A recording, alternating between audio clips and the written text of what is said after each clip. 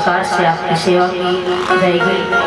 तो सभी हमारे मान भाव श्रद्धालु जन बड़े भाव के साथ में धीरे धीरे मधुर तालियां बजाते हुए प्रभु का गुणगान गाते हुए चलते हैं।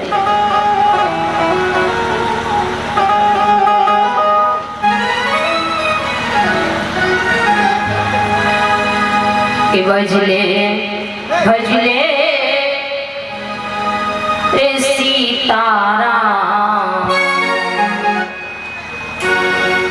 जिंदगी थोड़ी सी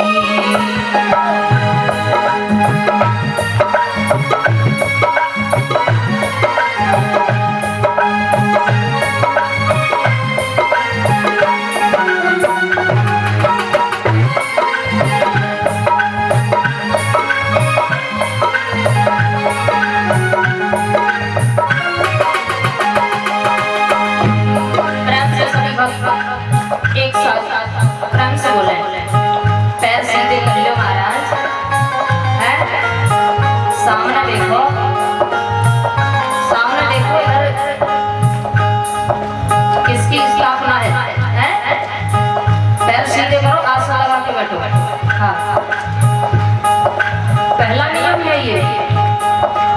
जहाँ सत्संग चलता है, भगवान की चर्चाएं चलती है, कथाएं होती हैं, वहाँ सर्वप्रथम जाकर के आसन लगा कर के बैठना चाहिए। भजले भजले सीताराम जिंदगी थोड़ी सी, भजले सीताराम जिंदगी थोड़ी सी।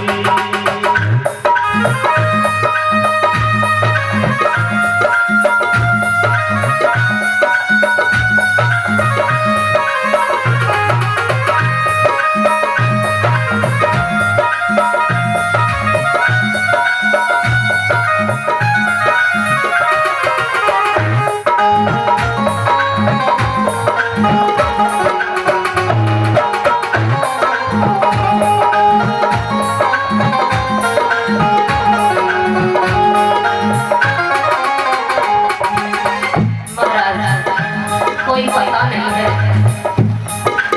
ये हमारा और आपका ये जीवन बड़ा अनमोल है महाराज। कोई पता नहीं कि कौन से समय पर हमको और आपको जाना पड़ जाए, कौन सी मोड़ पर ये जिंदगी धोखा दे जाए, कोई पता नहीं है महाराज। इसलिए कहना है, अरे काम क्रोध मद लोभ लुटे, क्रोध मद लोभ तेरे,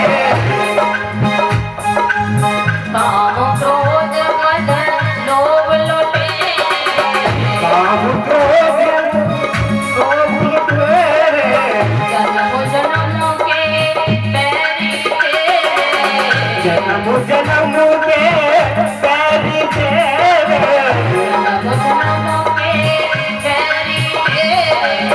जन्म जन्म के बैरी तेरे, कर ले रे बेटा पार जिंदगी थोड़ी, बदले बदले हरी का नाम जिंदगी थोड़ी है।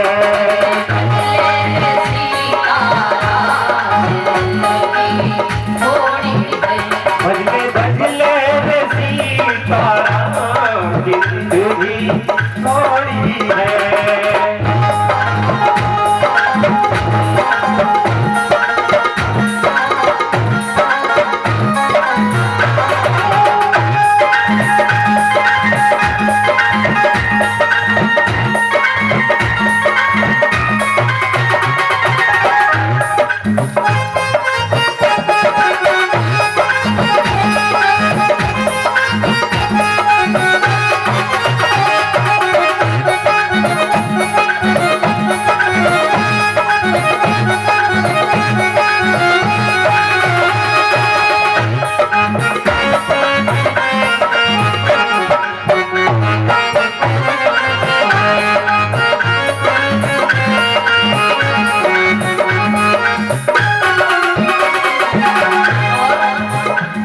अरे होती गई थोड़ी रही बाकी, पहुंच गई थोड़ी रही बाकी, होती गई थोड़ी रही बाकी, पहुंच गई थोड़ी रही बाकी।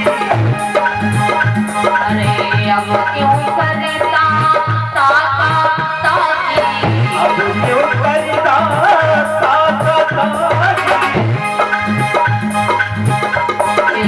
श्वास आई जाती थोड़ी सी तारा जिंदगी थोड़ी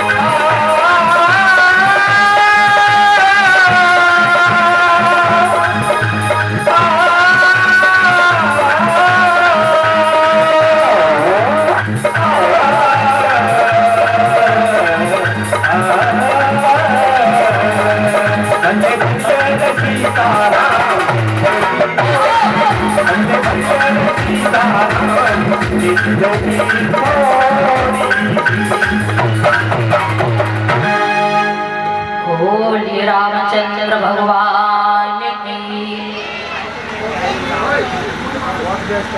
आज तो नए नए भक्त दिखाई दे रहे हैं।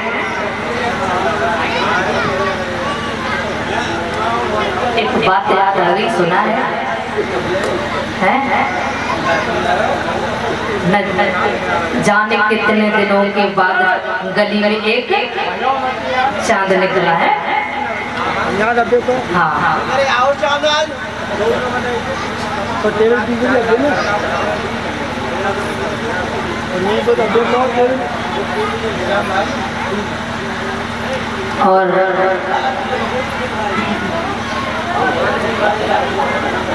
बड़े हमारे सभी भक्त यहाँ पर श्रद्धा से बैठे हुए हैं। आज जैसे श्री राम कथा का प्रति दिवस यानी तीसरा दिन प्रारंभ है। उस प्रति दिवस की शुभ वेला में अपने रघुनाथ जी के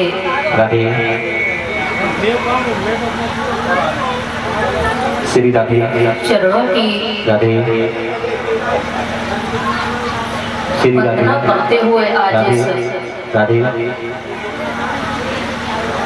श्री राम कथा में प्रवेश करते हैं। महाराज,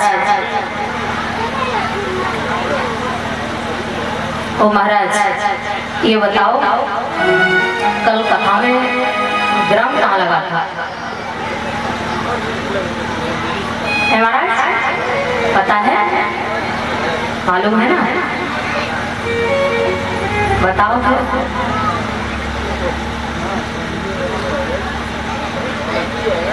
है? हाँ हाँ, तेज बोला उन्हें। पहले जो बताओ क्या खा रहे हो? चना? ए महाराज, चना?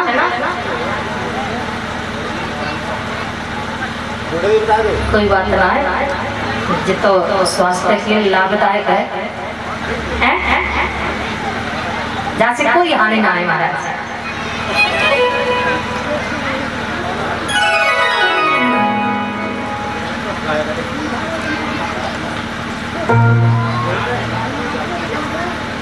तो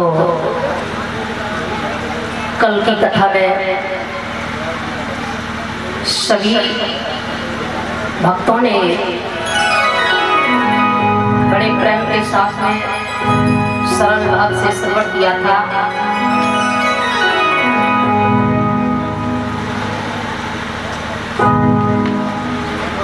कि हमारे बाबा भोलेनाथ ने सती से बहुत मना किया था कि सती मान जाओ, तुम मेरे रघुनाथ जी की, मेरे प्रभु की परीक्षा मत जाकर के लो। ये मेरे इष्ट देव हैं, ये अपनी लीलाओं का प्रदर्शन कराता है। मेरे रघुनाथ जी की लीला किसी के समझ नहीं आती है, सती मान जाओ। लेकिन महाराज मैंने बताया कि इस रामायण में जो 27 नारियां हैं महाराज, उनमें से 5 नारियां ऐसे हैं जिन्होंने जिद ठान ली थी, हट किया था है? और एक ही राशि पर 5 राशि महाराज। सती ने हट कर दी, बहुत प्रकार से समझाया बाबा ने, मगर फिर भी कोई बात समझ न आई। और समझ में भी तभी आती है महाराज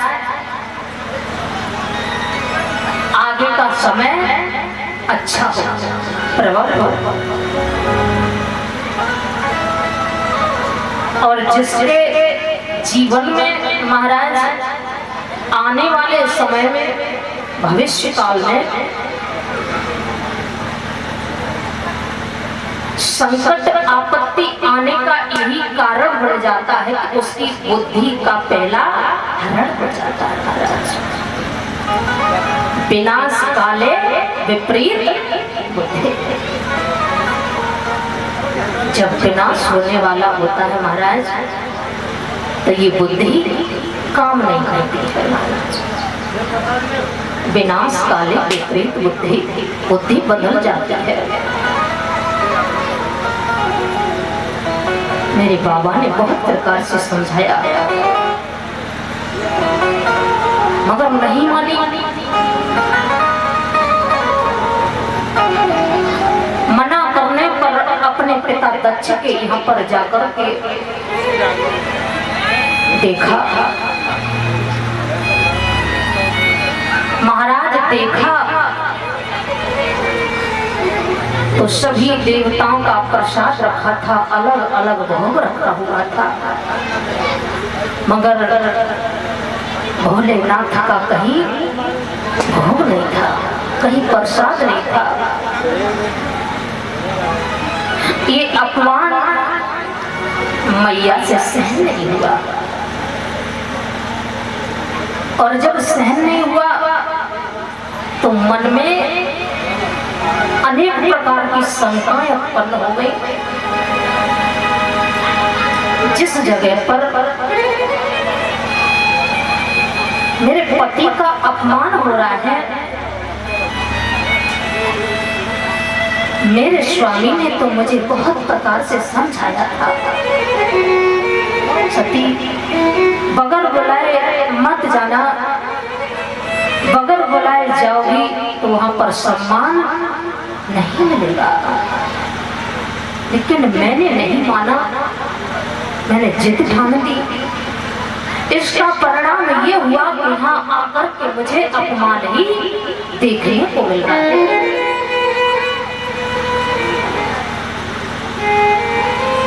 महाराज बाबा तुलसीदास ने इस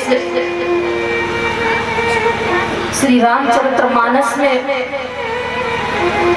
बड़ी सुंदर चौपाइयों का वर्णन किया है। और महाराज एक एक चौपाई का अर्थ बड़ा कठिन है महाराज। वैसे हम तो ज्यादा कुछ नहीं जानते महाराज, हमारे इस धरा स्थल पर हमारे बड़े बड़े संत गुरजन रह रहे हैं, वो एक एक चौपाई में एक एक शब्द पर महाराज 3-3 दिन तक बोलते हैं।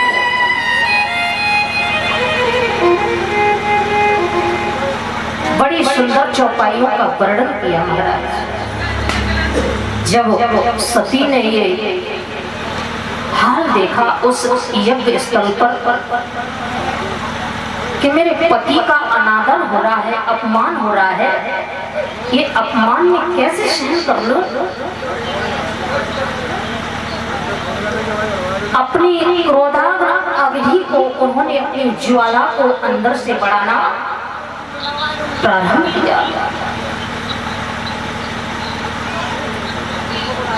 और यहाँ पर यज्ञ चल रहा है महाराज।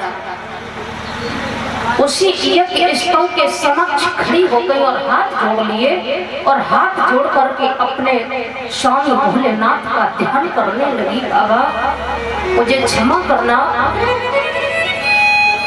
मैंने पहले तो आपकी एक बात नहीं मानी और आज मुझसे आपका ये अपमान सहन नहीं हो रहा है। इसका कारण ये है कि मैं अपने इस शरीर का ही अंत करने को तैयार हो रही हूँ। और सती ने अपने प्राणनाथ भोलेनाथ का आज ध्यान किया महाराज, और प्राण छोड़ते समय केवल अपने शंभुनाथ भोले से एक ही वरदान मांगा। वो मेरे बाबा तुलसीदास ने बड़े सुंदर बातों में वर्णन किया है। क्या वरदान मांगा है महाराज, बड़े सुंदर शील स्वभाव में उन्होंने वरदान मांगा। बाबा मैं अपने प्राणों का तो अंत कर रही हूँ, लेकिन जन्म जन्मांतर मेरा प्रेम मेरा अनुराग आपके ही चरणों में बना रहे। और बाबा ने लिखा कि सती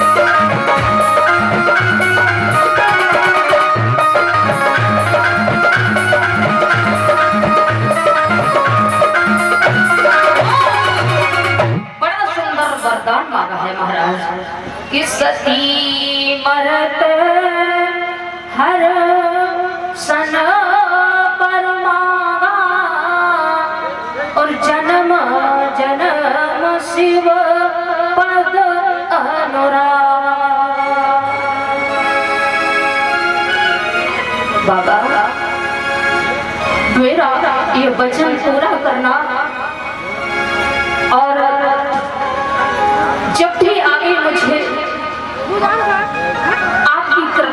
मेरा जन्म हो जाओ, वहां पर आपके चरणों में मेरा अनुराग बना रहे, मेरा प्यार बना रहे, मेरा प्रेम बरसता रहे। जन्म जन्मांतर जहां भी उत्पन्न हो तो मेरा विवाह आपके साथ में हो, ऐसा वरदान मांगा मेरे भोलेनाथ ने। तन की मन की बात सब पहचान ली। महाराज इधर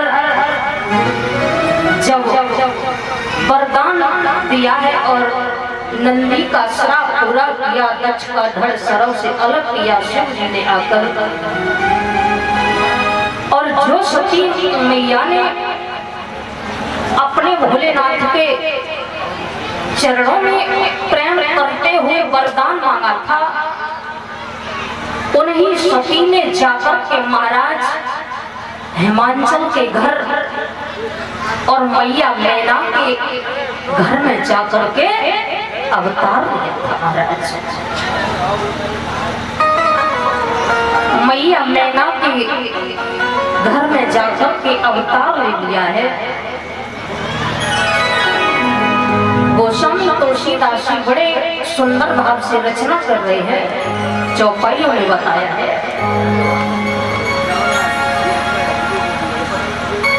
बड़ी सुंदर चौपाइयां हैं महाराज, एक एक चौपाई में, और मेरे बाबा तुलसीदास ने बड़ी मार्मिक लीलाएं बताई हैं, बड़ी सुंदर विचित्र लीलाएं की है।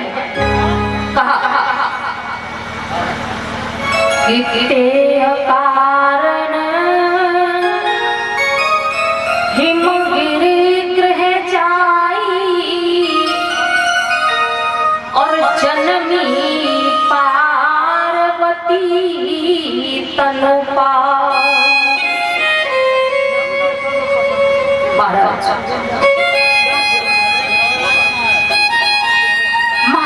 हिमांचल के घर मैया मैना की उधर से आज आदि शक्ति ने अवतार लिया, और महाराज जब से महाराज हिमांचल के घर आदि शक्ति का अवतार हुआ, महाराज तब से बड़ी खुशियां छाई जाने लगी कि जब से उमा